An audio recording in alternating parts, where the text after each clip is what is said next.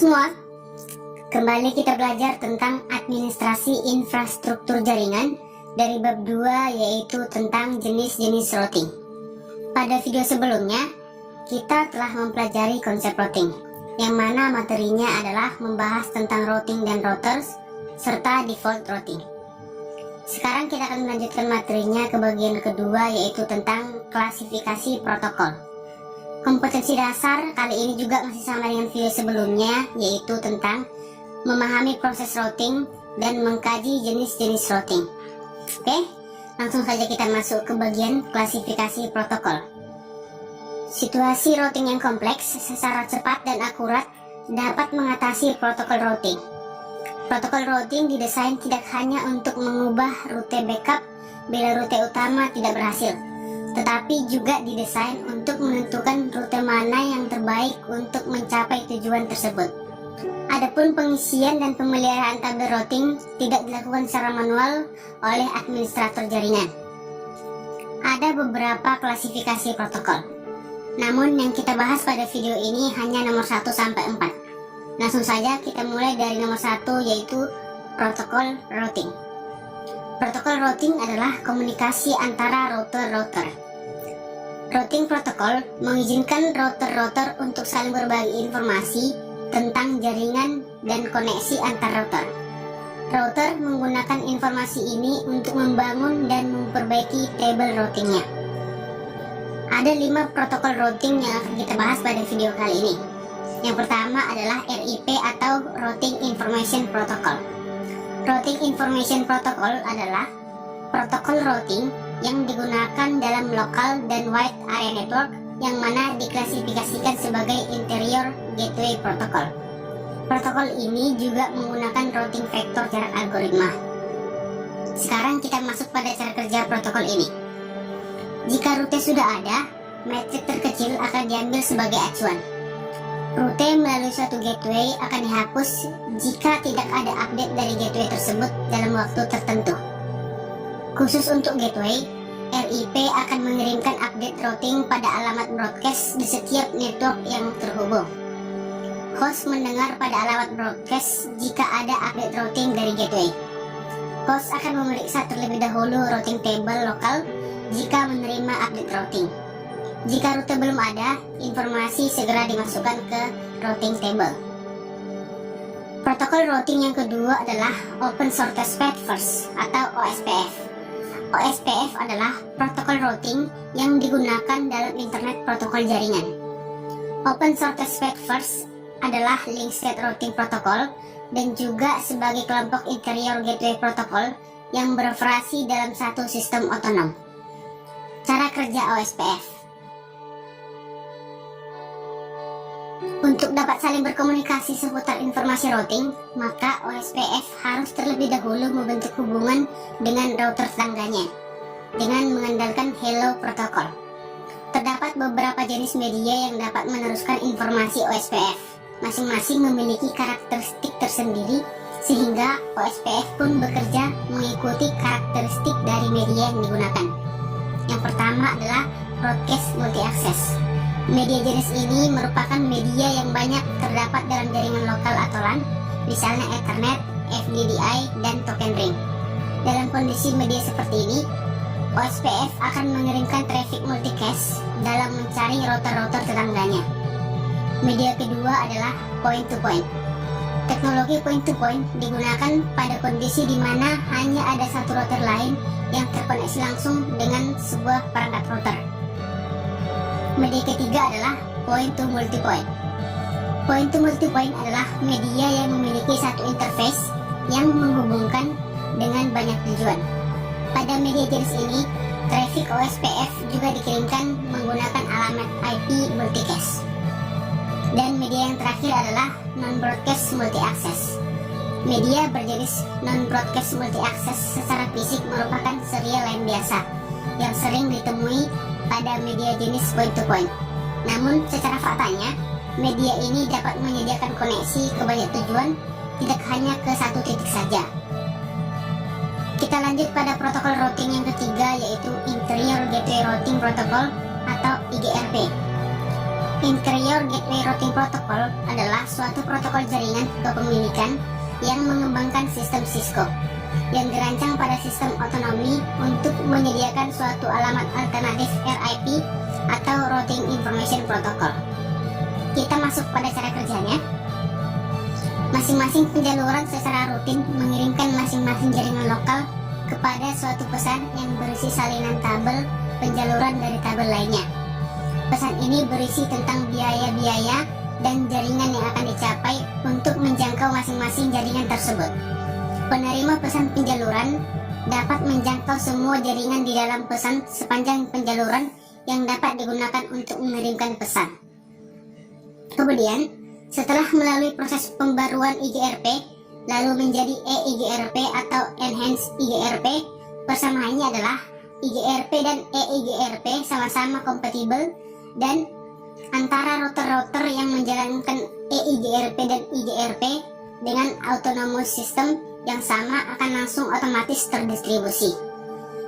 Protokol routing yang keempat adalah Enhanced Interior Gateway Routing Protocol atau EIGRP. EIGRP adalah protokol routing yang hanya diadopsi oleh router Cisco atau sering disebut sebagai proprietary protokol pada Cisco, di mana EIGRP ini hanya dapat digunakan sesama router Cisco saja. EIGRP juga sering disebut sebagai Hybrid Distance Vector Routing Protocol karena terdapat dua tipe routing protokol yang digunakan, yaitu Distance Vector dan Link State. Kita masuk pada cara kerja EIGRP. EIGRP akan mengirimkan hello paket untuk mengetahui apakah router-router tetangganya masih hidup ataukah mati. Pengiriman hello paket tersebut bersifat simultan atau terus-menerus. Dalam hello paket tersebut mempunyai hold time atau waktu tunggu. Bila dalam jangka waktu hold time, router tetangga tidak membalas, maka router tersebut akan dianggap mati. Biasanya, hold time itu 3 kali waktunya hello paket, yang mana hello paket defaultnya adalah 15 detik. Lalu, dual akan mengkalkulasi ulang untuk packnya. Hello paket dikirim secara multicast ke IP address 244.0.0.10. Protokol routing yang terakhir adalah Border Gateway Protocol atau BGP. Routing protokol BGP baru dapat bekerja jika terkomunikasi dengan router tetangganya yang juga menjalankan protokol routing BGP. Sekarang kita masuk kepada cara kerja Border Gateway Protocol. Supaya dapat membentuk dan mempertahankan sesi BGP dengan router tetangganya, Border Gateway Protocol mempunyai mekanisme yang unik, yaitu mengandalkan paket-paket yang terdiri dari 4 macam, yaitu yang pertama, Open Message.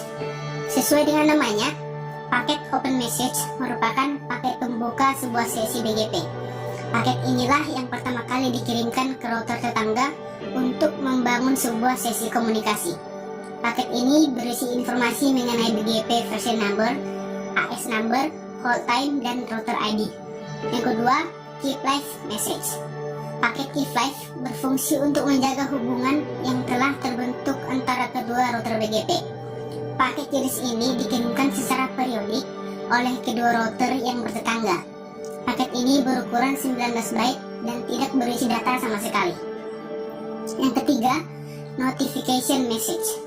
Paket pesan ini adalah paket yang bertugas menginformasikan kesalahan yang terjadi pada sebuah sesi BGP. Paket ini berisi field yang berisi jenis kesalahan apa yang telah terjadi, sehingga sangat memudahkan penggunanya untuk melakukan troubleshooting.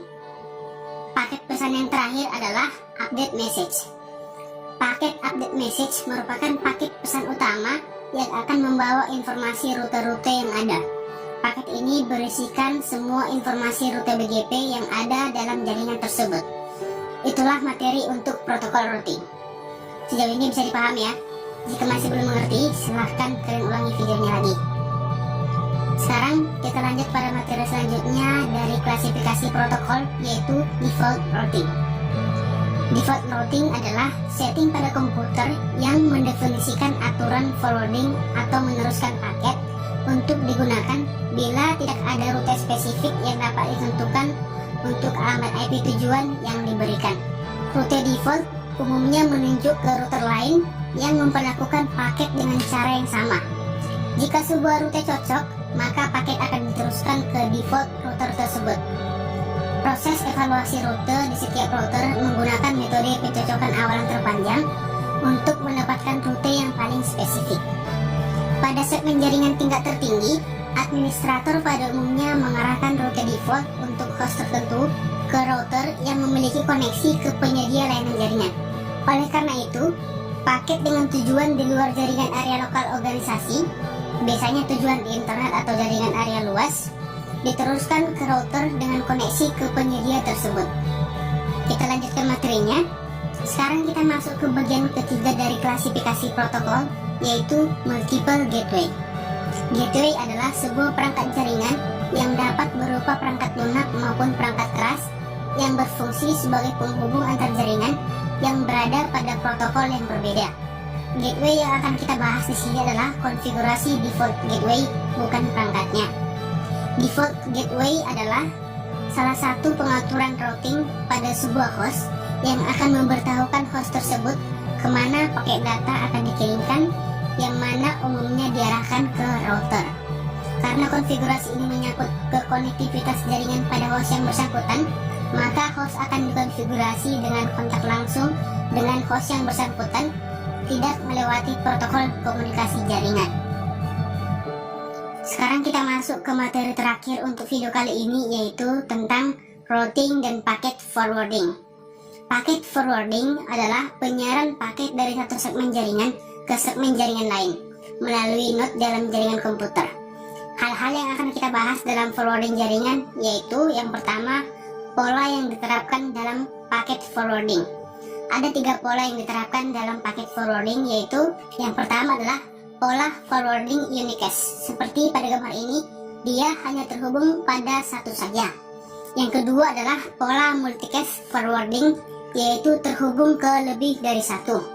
Dan yang ketiga adalah pola penyiaran siaran, yaitu terhubung ke semua. Yang kedua, tujuan routing dan packet forwarding. Tujuannya adalah untuk memungkinkan komputer remote, yaitu komputer yang berada pada jaringan internet, untuk dapat terhubung ke komputer atau layanan tertentu yang berada pada jaringan lokal atau LAN. Yang ketiga adalah aplikasi atau layanan port forwarding. Aplikasi atau layanan yang umum diimplementasikan dengan port forwarding yaitu web server, yaitu HTTP ataupun HTTPS, Secure Shell atau SSH, File Transfer Protocol Server atau FTP, dan Remote Desktop Protocol atau RDP. Yang terakhir adalah type port forwarding. Ada beberapa tipe port forwarding, yaitu port forwarding local. Jenis ini yang paling umum dari port forwarding, digunakan untuk meneruskan data dari aplikasi klien lain yang berjalan pada jaringan yang sama sebagai secure shell client. Yang kedua, remote port forwarding. Remote port forwarding memungkinkan pengguna terhubung dari satu sisi server menggunakan tunneling seperti SSH, VPN, atau yang lainnya ke layanan jaringan remote yang terletak di sisi klien. Yang ketiga dan terakhir adalah dynamic port forwarding. Dynamic port forwarding sama halnya dengan remote port forwarding, namun pada dynamic port forwarding dapat mengirimkan atau menerima data ke satu atau banyak server tujuan. Sekian materi kita untuk kali ini.